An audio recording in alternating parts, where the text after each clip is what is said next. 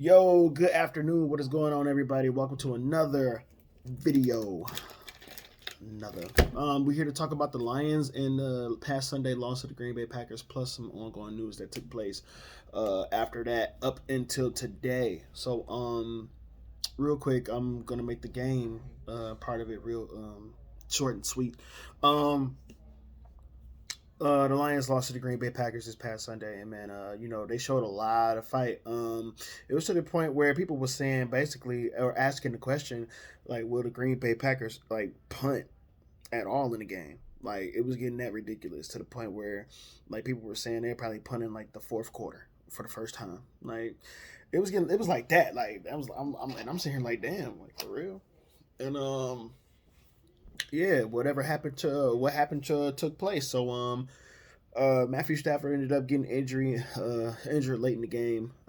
It is what it is. If I was them, I wouldn't even play him again for the rest of the year. Shut him down. I mean, let him heal up. But it is at that point in his career where he's starting to get banged up, and we all know we don't watch Matthew Stafford over his career since he's been drafted here, since the Cleveland Browns injury, him come back in the game throwing touchdowns. Man, this is one of the toughest quarterbacks slash football players in the NFL, man, and you can't ask for a better guy at the helm, at the underneath center, man, as your leader, and he's a winner, man, and it's just the shame that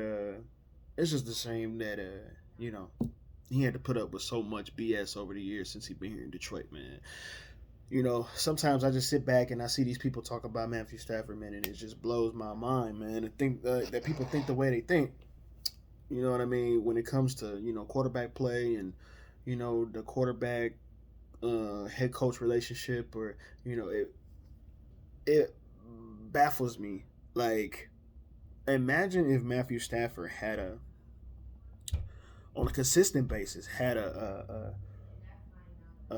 Sean Payton or a Pete Carroll or a Mike Tomlin or a Bill Belichick. I can go on and on and on, dog. Like, Matthew Stafford is one of the few quarterbacks that I know that has never had a consistent head coach, offensive coordinator, defensive whatever you want to say. It's been consistent across the board. We done got so lost in the sauce in regards to Matthew Stafford and the rest of the football players that y'all fail to look at the bigger problem. Even on the radio station back home in Detroit, you know what I'm saying, with Mike Valenti, he all right sometimes, but like we have some disagreements on the discussion at hand, the topic at hand, man. Like, you got to look at the rest of the rest of what's going on, man. Don't nobody ever say anything about the front office, for one. You know what I'm saying? You got people up there in the front office that don't even know what the hell they doing. You know what I'm saying? Which brings me to this point. I heard that Chris Spielman and Barry Sanders is coming into the building as advisors or whatnot to help with the search of a general manager and a head coach. But I mean, damn, y'all should have been did that. To me, it's great. Don't get me wrong, it's great. Big news. It don't sound like much, but it's big news because Chris Spielman know what the hell he's talking about. You hear him on Sundays on Fox talk about or commentating when it comes to the Lions games and whatnot, and you can just understand where he's coming from a football perspective. As many know, he used to play for the Detroit Lions, and yeah, man, you could just understand where he's coming from a football perspective and watching the Lions. And I agree with him. You know what I'm saying? So, I mean, y'all should have got Spielman in there a long time ago. Shit, maybe like 2-3 years ago, if that's the case. Barry Sanders gonna come in there and be an advisor and help with the search or whatnot. That's great. And it's a good sign, man, because I've been hearing Chris Spielman talk about or emphasizing restoring the culture as far as the Detroit Lions, man, and what it means, like, to say one pride and how much it means to him. So I get it, man, and I love it. I'm 100% behind it. So big ups to Detroit for doing that. But yeah, what else? Oh, hi, Lyric.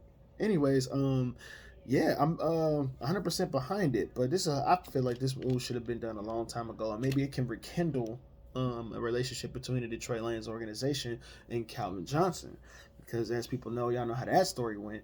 Uh, maybe that can, they can kiss and make up. I would love for them to do that because, at the end of the day, you can say what you want to say about him. Megatron gave his all, man, and I understand. You know what I'm saying? But yeah, get that man his money, man. Don't even waste no time with trying to rebuild that relationship. Go ahead and get at it.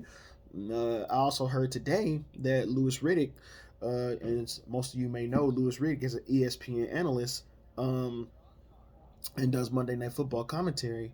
Louis Riddick is to be interviewed this Friday, for the GM position. So this is one guy that ugh. This is get your man. This is my video. Anyways, this is one guy that I'm a big fan of them interviewing, and I feel like if he does come into Michigan for the job or for the interview, I don't see there is no way, shape, or form that he shouldn't be one of the top 3 candidates for the job. I don't know who y'all interviewed. I know y'all started out interviewing in house. I heard that they started interviewing in house or whatnot. But now that you're kind of going out of the house, out of the house, I can definitely see Riddick getting the position, man. He knows great football mind, knows a lot about the game, played the game obviously. And you listen to him when he commentate on Monday Night Football, or he talk football on ESPN with the rest of the guys, man. You can understand that this guy got he got a great mind, man. He's a great football mind, so I don't mind it. So, but we just want somebody in here to restore that culture, man. And like Troy Weaver, you know what I mean? He done came into the building and he done flipped the Pistons over in one day. You know what I'm saying? He has a vision. You know what I mean? And most people can't see it, but I do. You know what I mean? I'm one of the ones that can see it. He has a clear-cut vision. You know what I'm saying? So that's what we need here. It's almost like the Lions don't have an identity, or they were working on that and was getting to that point where they were establishing an identity, but Matt Patricia came and tore it down and tried to rebuild it. And, the Patriot way didn't work here. You know what I mean? So now we back to square one. You know what I'm saying? As far as rebuilding building a culture and an identity. You know what I mean? And hey, take your time. Take your time. That's all I ask. You know what I mean? Don't be in a rush. You know what I mean? Do what you got to do. Go through all your interviews. I know they said it was going to take like a 6-week process, which is fine. Hell, if you can, take 10. Shit, we just want y'all to make sure to get the right people, the right football minds in here to be able to progress and move forward with building the culture or rebuilding the culture. You know what I'm saying? So, yeah, man, that's pretty much it. Like I said, man, we're going to see what happens. I know they said it was going to take 6 weeks, so I'm here for it, man. I'm all for it. So let's see what they end up doing. So that's pretty much it. I won't keep this video long. Definitely like, share, and subscribe. Hit that like button, man. Let me know what y'all think in the comments. What do y'all think? Who do y'all think should get the GM position? I heard names about, other than Louis Riddick, John Dorsey, or a few others, man. So y'all let me know, man. Let me know what y'all think. All right? One Pride out.